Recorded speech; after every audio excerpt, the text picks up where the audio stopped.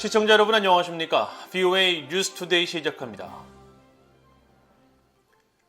북한 정권의 암호화폐 탈취가 국제 제재를 회피하려는 핵심 분야로 진화하고 있다고 유엔 전문가가 경고했습니다.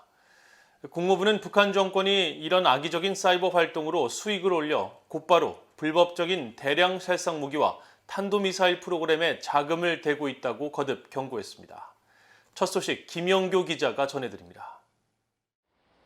유엔 안보리 대북제재위원회 전문가 패널의 에릭 펜튼 보크 조정관은 20일 워싱턴의 민간 연구기관인 신미국 안보센터가 주최한 화상 간담회에서 북한 정권의 암호화폐 탈취가 제재 회피의 중대한 부분을 차지하고 있다고 밝혔습니다.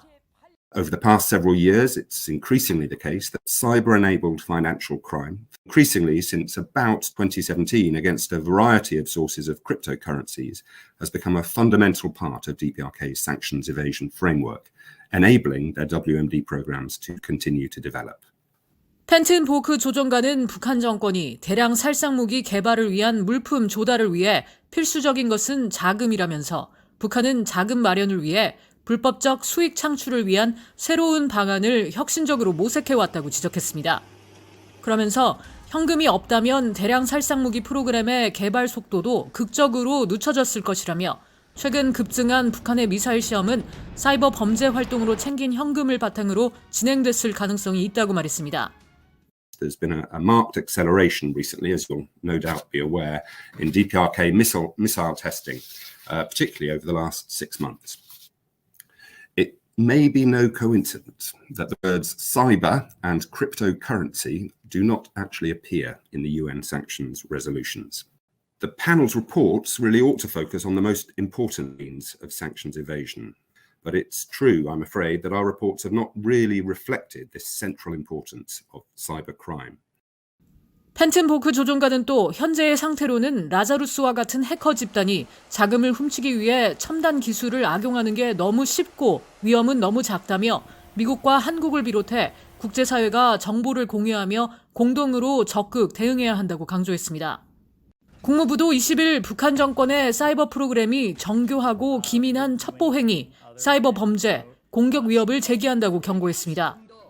국무부 대변인은 이날 북한 정권의 사이버 범죄에 대한 미국 정부의 잇따른 강력 대응 움직임과 관련한 VOA의 논평 요청에 이같이 밝히고 북한 정권은 은밀함과 과감한 행태를 보인 전례를 감안할 때 기습적인 사이버 공격을 수행할 좋은 위치에 있다고 지적했습니다. 아울러 미국은 북한 정권이 악의적인 사이버 활동으로부터 벌어들인 불법적인 수입으로 지역과 전 세계 평화를 위협하는 불법적인 대량 살상 무기와 탄도미사일 프로그램에 직접 자금을 대고 있는 것으로 믿고 있다고 강조했습니다. 미국 정부는 앞서 지난달 발생한 6억 2천만 달러에 달하는 거액의 암호화폐 해킹 배후로 북한과 연계된 해커 집단을 지목해 추가 제재를 부과했으며 지난 18일에는 이런 해커 집단의 범죄 위협을 경고하는 합동 사이버 주의보를 발표한 바 있습니다. 국무부 대변인은 VOA에 미국은 동맹, 협력국과 함께 이 중대한 사안을 다루기 위해 계속 긴밀히 협력해 나갈 것이라고 강조했습니다. VOA 뉴스 김현교입니다.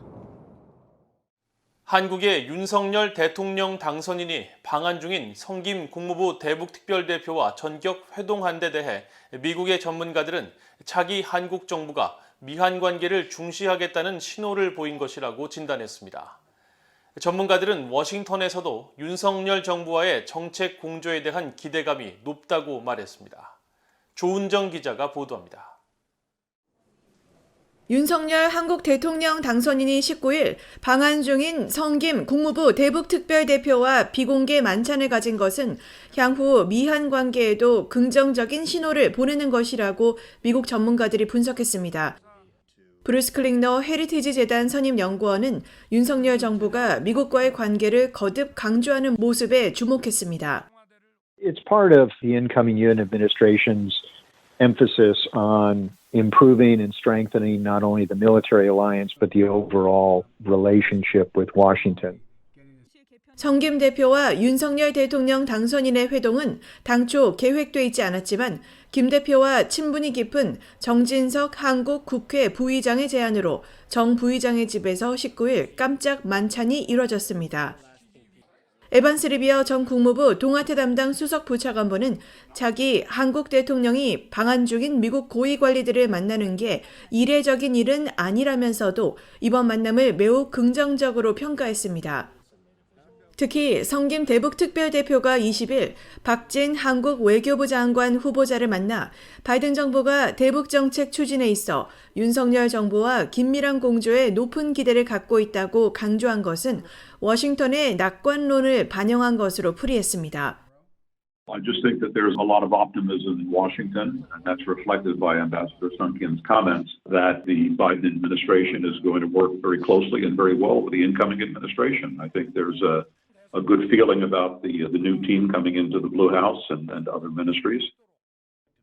민주주의 수호재단의 데이비드 맥스웰 연구원은 바이든 정부와 윤석열 정부가 대북관 등 여러 사안에 같은 관점을 공유하고 있어 정책 조율에 대한 기대감이 있다고 평가했습니다. I think that Ambassador Kim's comments mean that we have high hopes for the future because we have alignment and understanding. We have the same objectives. And so I think that there will be strong coordination between Washington and Seoul. 스콧 스나이더 미국 외교협회 미한정책국장도 자기 한국 정부가 미한 관계를 중심으로 외교를 펼치겠다는 구상을 냈기에 워싱턴의 기대감이 크다고 말했습니다. It's very reasonable to expect that if the centerpiece for South Korean foreign policy is going to be focused on relations with Washington, that we should have high expectations for the level of cooperation that would be possible between the two sides. 스나이더 국장은 이어 윤석열 정부의 외교 안보팀이 문재인 정부 관리들보다 워싱턴과 더욱 깊은 관계를 맺고 있어 개인적 접촉의 깊이도 이런 기대감을 높이는 요소라고 말했습니다. VOA 뉴스 조은정입니다. 타이완 외교부가 지난 16일 북한 정권이 올해 들어 13번째 미사일을 발사한 데 대해 강력히 규탄했습니다. 타이완 외교부는 20일 VOA에 북한 정권의 군사적 도발은 국제법을 위반하고 영내 안정을 훼손하는 것이라면서 인도태평양 국가 일원으로서 타이완은 한반도를 포함한 영내 평화와 안정을 증진하고 국제 질서를 수호하기 위해 국제사회와 협력할 것이라고 강조했습니다. 독일 외교부도 이날 VOA에 북한 정권이 지난 16일 탄도미사일 2발을 발사한 데 대해 강력히 규탄한다면서 이런 모든 탄도미사일 실험은 유엔 안보리 결의에 따른 의무를 심각하게 위반하고 국제적, 지역적 안보를 위태롭게 한다고 지적했습니다. 영국 외교부도 보도자료를 통해 북한 정권의 미사일 발사를 규탄하면서 북한의 완전하고 검증 가능하며 되돌릴 수 없는 방식으로 핵과 미사일 프로그램을 폐기할 것을 촉구하고 이에 대해 믿을 만한 조치가 있을 때까지 대북 제재를 계속 이행해야 한다고 밝혔습니다. 북한 정권의 장기적인 국경 봉쇄 조치는 코로나 확산 방지 목적뿐 아니라 주민 통제를 더 강화하려는 조치로 보인다고 유럽연합이 평가했습니다.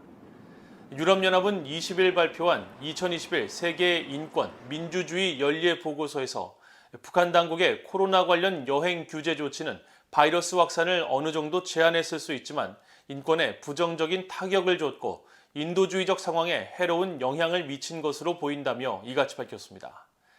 그러면서 북한 정권의 봉쇄 조치는 정보 접근 제한과 인구 대부분이 생계를 위해 의존하고 있는 비공식 시장 거래에 참여할 능력을 더욱 제한해 국가의 권위를 강화하려는 전략의 일환으로도 보인다고 평가했습니다. 또 식량 수입 감소, 시장 활동 약화, 국제기구들의 지원 사업 중단이 북한 당국의 부실한 경제 관리 등과 맞물려 북한 내 식량 불안정을 더욱더 악화시켰다고 지적했습니다. 보고서는 유럽연합이 유엔에서 북한 정권의 심각한 인권 침해를 강조하는 데 주도적인 역할을 하고 별도로 북한의 고위관리 2명과 기관 1곳 등에 대한 인권 제재 연장 조치를 내렸다며 하지만 북한에서 국제기구 직원들이 철수함에 따라 북한에 대한 EU의 인도적 지원과 식량 안보 사업도 계속 중단 중이라고 밝혔습니다. 스위스의 제네바 안보정책센터가 오는 11월 동북아 안보 반관 반민 회의를 개최할 예정이라고 밝혀 북한이 참석할지 주목됩니다. 제네바 안보정책센터는 20일 VOA에 제9차 체르마트 안보회의를 오는 11월 1.5트랙 형식으로 개최할 예정이라며 참가자들을 회의 전 적당한 때 접촉할 것이라고 밝혔습니다. 이 회의에는 과거 남북한과 한반도 주변국의 정부 관료와 민간 전문가들이 참석해왔으며 북한은 2018년까지 이 회의에 참석했지만 코로나 바이러스 사태로 인해 2년 만에 온라인으로 재개된 2021년 회의에는 참석하지 않았습니다. 제네바 안보정책센터는 북한을 비롯해 한반도 갈등의 모든 당사국과 대화를 유지하고 있다며 그러나 코로나 바이러스 팬데믹 이후로 북한과 공식적인 대화가 없었다고 밝혔습니다. 이상으로 VOA 뉴스투데이를 모두 마칩니다. 시청해주신 여러분 고맙습니다.